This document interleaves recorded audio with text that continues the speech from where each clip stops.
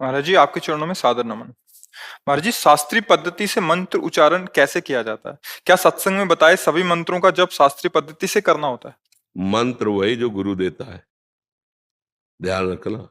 पढ़ के और जपना वो एक अलग चीज होती है, लेकिन जो गुरु परंपरा से सिद्ध होता चला आ रहा है, वो जब कान में मंत्र जाता है तो गुरु खुद पद्धति बताते हैं, ऐसे जपना।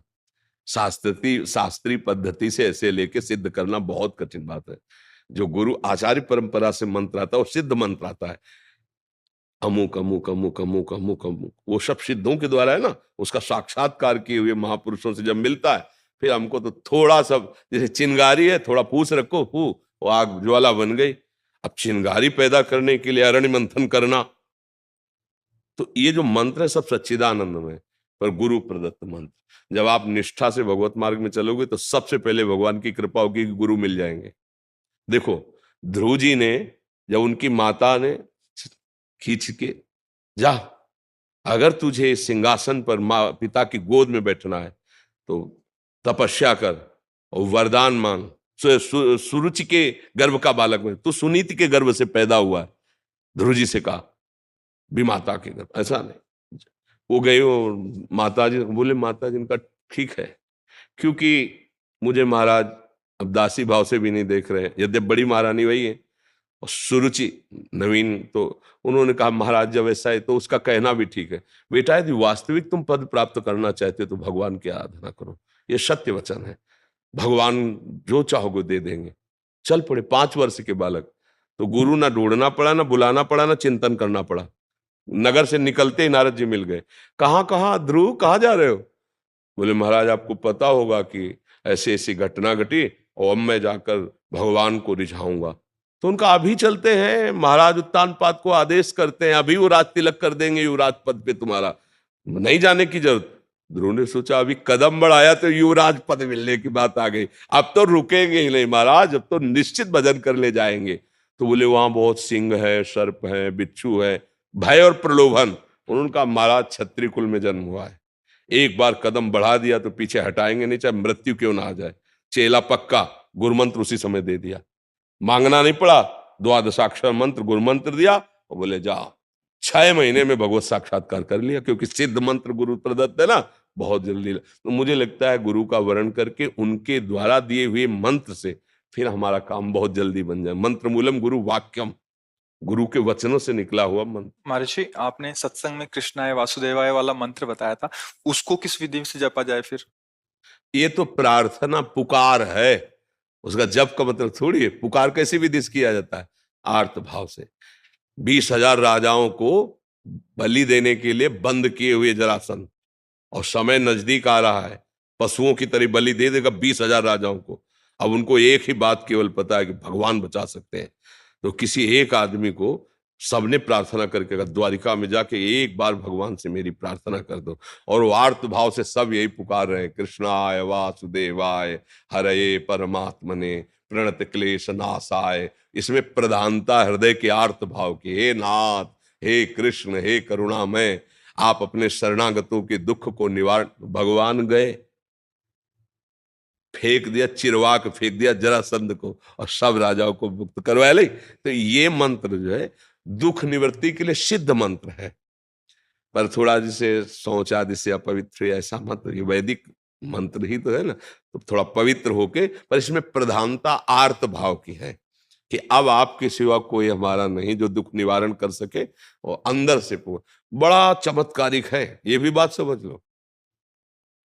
कृष्णाय वासुदेवाय हरे परमात्मने प्रणत क्लेश नाशाय, ये सिद्ध मंत्र है, ये भागवत का। निरंतर भगवान का स्मरण करो तो दुख निवृत्ति के ये याचना नहीं करनी पड़ेगी। बात समझो, अगर आपको नहीं रहा जा रहा तो फिर आपको ये अनुभूत मंत्र है, ये ऐसा नहीं है कि व्यर्थ चला जाएगा, नहीं। तो इसलिए महर्षि, इसमें एक प्रश्न था। आपके सत्संग के माध्यम से हमें सुनने को मिलता है कि सब संत भगवानों की अलग अलग निष्ठा होती है, तो जो कोई अगर वो आज्ञा ऐसे कर देते हैं जो हमारे गुरुदेव ने हमें कुछ अलग आज्ञा किया है, तो उस कंडीशन में हमें क्या करना चाहिए? देखो, आज्ञा पालन तो सिर्फ गुरु वाणी का होता है, सेवा हम किसी की भी कर सकते हैं। संत के आगे में जरूरत पड़ी तो पशु पक्षी की भी सेवा कर देंगे, जरूरत पड़ी तो किसी, इसका मतलब सेवा कर दिया तो उसके अधीन थोड़ी हो गए। उसकी आज्ञा का पालन थोड़ी करेंगे, समझ रहे हो ना। आज्ञा का पालन तो सिर्फ गुरुवाणी का, जो गुरु के श्रीमुख से वचन निकले बस वो गुरु वाणी का हम पालन करें। उन्होंने कहा संत समागम करो, साधु सेवा करो, तो कर रहे हैं, लेकिन वो हमें आज्ञा करे तो हम उसके लिए दस्तखत लेंगे गुरुवाणी से। अगर गुरु की आज्ञा है और आपकी बात मिलती है गुरुवाणी से तो हम मान लेंगे, नहीं तो आप बोलते रहिए, हमने सुन लिया, प्रणाम कर दिया, चल दिए, हम उसको स्वीकार थोड़ी करेंगे, समझ रहे हो ना। आज्ञा पालन तो सिर्फ वही है अपने गुरुदेव की वाणी में। उन्होंने आज्ञा करी संत सेवा, तो हम आपके कपड़े धो देंगे, भोजन पवा देंगे, जो जैसा कर देंगे। और अगर संत है तो चाहे जिस निष्ठा का हो, तुम्हारे अंदर भाव वही प्रकट होगा जो गुरुवाणी में लिखा है।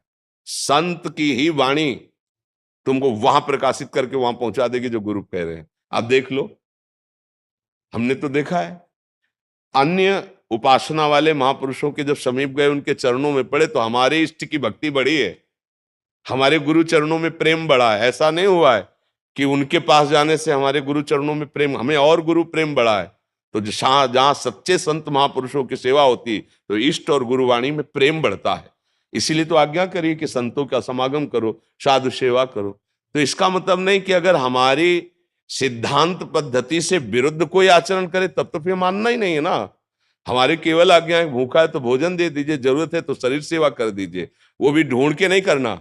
जहां हमें गुरु प्रसाद से पहुंचा दिया गया या वो हमारे समीप आ गए तो, नहीं तो हम अपने गुरु के द्वारा दिए हुए नाम मंत्र वाणी और उनके आदेशानुसार चल रहे हैं, हमें किसी की जरूरत नहीं। बात समझ लीजिए, हमारे समीप कोई आ गया है तो अगर भूखा है या वस्त्र है या औषधि है वो हम सेवा कर देते हैं।